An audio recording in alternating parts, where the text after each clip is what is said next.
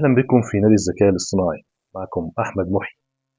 خلي بالك، الذكاء الاصطناعي ممكن يسرح بيك ويقعد يهبط في كلام وهاتش ملوش أي 60 لازمة وأنت تصدقه. تابع معايا عشان تعرف إمتى الذكاء الاصطناعي بيهلوس. فاصل ونعود.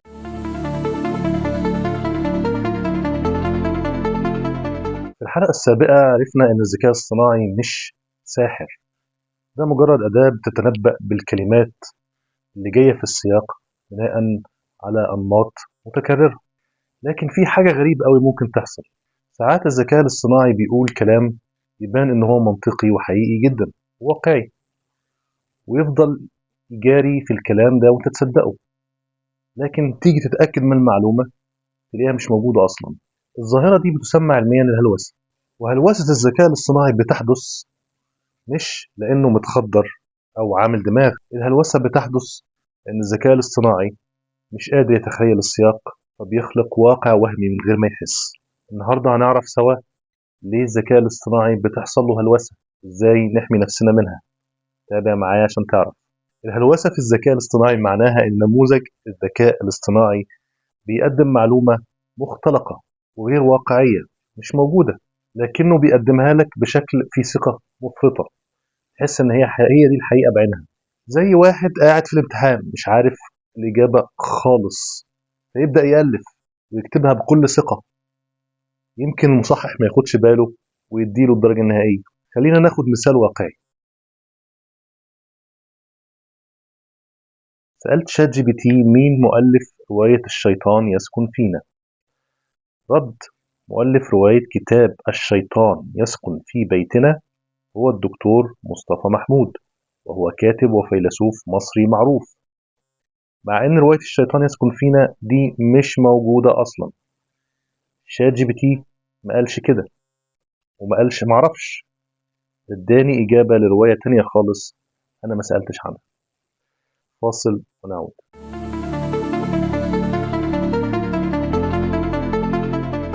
طيب ليه بتحصل هلوسة؟ الحقيقة الهلوسة مش غباء من الذكاء الاصطناعي، دي ليها عدة أسباب منطقية ومعروفة. أهمها إن تكون البيانات اللي اتدرب عليها نموذج الذكاء الاصطناعي ملوثة. يعني لو نموذج الذكاء الاصطناعي اتدرب على الإنترنت، طبعا النت احنا عارفين مليانة أخبار كاذبة وميمز وحقائق كتيرة مغلوطة، بالتالي إجاباته هيكون موجود فيها أخبار كاذبة وحقائق مغلوطة. كمان مفيش وسيلة لنموذج الذكاء الصناعي انه يتحقق من المعلومه قبل ما يديها لك. احيانا بيكون نموذج الذكاء الاصطناعي مش متصل لحظيا بقاعده بياناته او بالانترنت، وبالتالي ما عندوش وسيله يتحقق بيها من المعلومه قبل ما يديها لك. كمان الاعدادات الافتراضيه لنموذج الذكاء الاصطناعي غالبا ما بيبقاش فيها كلمه معرفش.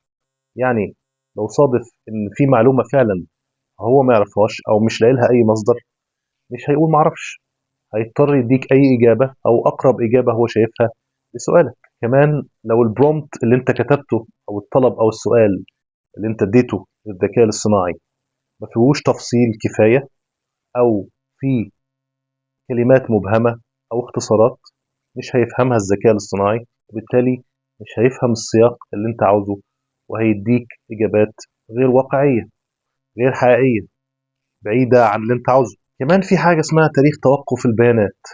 كل نموذج ذكاء اصطناعي له تاريخ ميلاد معرفي، ده التاريخ اللي انتهى عنده البيانات اللي اتدرب عليها. يعني هم مثلا دربوه على بيانات لغاية 2023، بالتالي هو مش هيعرف أي بيانات أو معلومات أو أحداث حصلت بعد هذا التاريخ. فلو سألته عن شيء حصل بعد تاريخ توقف البيانات بتاعه هيديك إجابة مش حقيقية أو غير واقعية.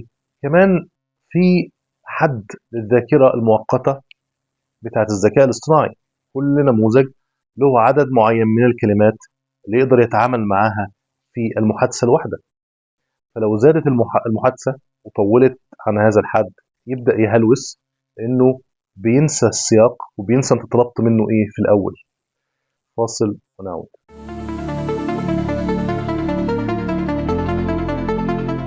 إزاي نتجنب هلوسة الذكاء الاصطناعي؟ أولا لازم تتحقق من كل معلومة بنفسك قبل ما تستخدمها. وما تاخدش كلام الذكاء الاصطناعي على أنه حقائق مطلقة، لازم تشك في كل كلمة بيديها لك. ثانيا، تجنب إنك تكتب أمر أو برومبت في ألفاظ عامة أو اختصارات أو ما فيهوش تفاصيل كفاية. شاهد حلقتنا رقم 3 عشان تعرف إزاي تكتب برومبت مفصل يديك الإجابة اللي أنت عاوزها من الذكاء الاصطناعي. ثالثا، ممكن تزود فقرة أخيرة في كل برومبت تكتبه، تقول للذكاء الاصطناعي لو مش عارف المعلومة قول معرفش. وممكن تغير الإعدادات الافتراضية بتاعة نموذج الذكاء الاصطناعي اللي أنت بتستخدمه وتحط فيه الفقرة الأخيرة دي، عشان في أي لحظة أنت بتسأله أي سؤال من غير ما تزودها على البرومبت، هو لو لقى إن هو ما يعرفش فعلا هيرد يقول لك ما اعرفش.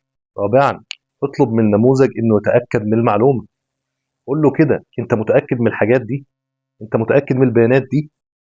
راجع لي البيانات دي مع آخر تقرير مثلا لأي جهة أنت تثق فيها. خامسا، اطلب من النموذج إنه يديك المصادر. قول له إيه مصادرك؟ هيديك مثلا المواقع اللي جاب منها البيانات دي، تقدر بكل سهولة تراجع المصادر دي وتتأكد من البيانات. سادسا، ممكن بكل بساطة تسأل نموذج ذكاء اصطناعي آخر. يعني على سبيل المثال لو أنت بتستخدم شات جي بي تي واداك معلومة معينة وأنت شاكك فيها، افتح جيميناي واسأله نفس السؤال وقارن بين الإجابتين. كمان من المهم جدا إنك تعرف تاريخ توقف البيانات بتاع النموذج اللي أنت بتستخدمه عشان تسأله أسئلة تكون خلال هذا النطاق وما يكونش هو ما اتدربش عليها. أخيرا، من المهم جدا إنك تتجنب المحادثات الطويلة اللي ممكن فيها يتوه منك نموذج الذكاء الصناعي وينسى السياق ويبدأ يهلوس. فاصل ونعود.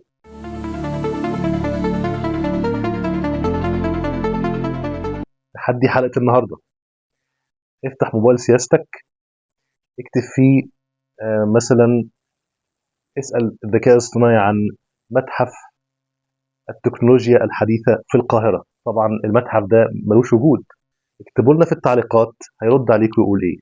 وصلنا لنهاية حلقة النهاردة، أرجو أن أكون أفدتكم. الذكاء الاصطناعي أداة قوية لكنه مش مرجع مطلق.